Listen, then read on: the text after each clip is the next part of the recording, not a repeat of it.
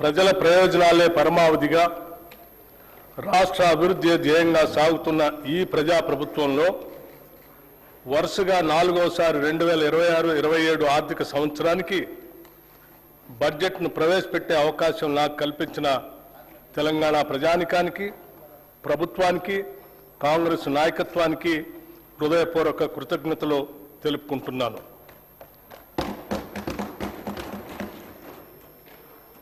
ప్రతి పౌరుడికి సామాజిక, ఆర్థిక, రాజకీయ న్యాయం అందించడమే పరిపాలన లక్ష్యం. డాక్టర్ బిఆర్ అంబేద్కర్ గారు అన్నట్లుగా డాక్టర్ బాబాసాహెబ్ అంబేద్కర్ చెప్పిన అడుగుజాడల్లోనే నడుస్తూ మా పాలన సాగిస్తున్నాం. మేం పాలకులం కాదు, ప్రజలకు సేవకులం.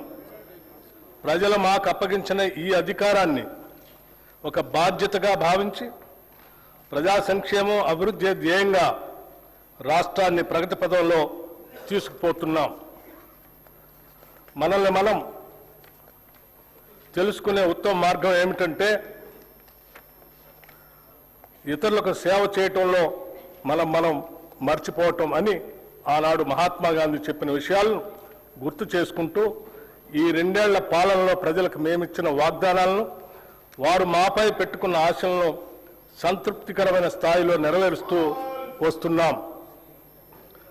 గత ప్రభుత్వం చేసిన ఆర్థిక మరియు వ్యవస్థల విధ్వంసాన్ని సరిచేస్తూ పాత అప్పులను, వాటి వడ్డీలను కట్టుకుంటూనే పాలనను గాడిలో పెట్టాం. ఆర్థిక క్రమశిక్షణను పాటిస్తూనే ప్రజలకిచ్చిన వాగ్దానాలను నెరవేర్చడానికి శక్తి వంచన లేకుండా కృషి చేస్తున్నాం.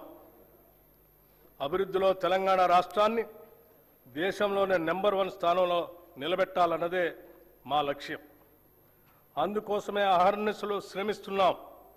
ఈ 2 ఏళ్లలోనే రాష్ట్రానికి రికార్డు స్థాయిలో పెట్టుబడులు తీసుకురాగలిగాం. ధీరోదాత్తుడు ఎన్నడూ తనకు ఎదురైన అవరోధాలకు బెదరుడు. అవరోధాలనే అవకాశాలుగా మలుచుకొని ముందుకు సాగుతాడు. మేమెంచుకున్న లక్ష్యాల వైపు అడుగులేయటంలో ఎన్ని అడ్డంకులు ఎదురైనా లెక్క చేయక ముందుకు సాగుతున్నాం.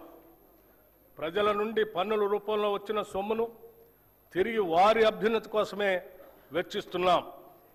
ప్రతి పైసా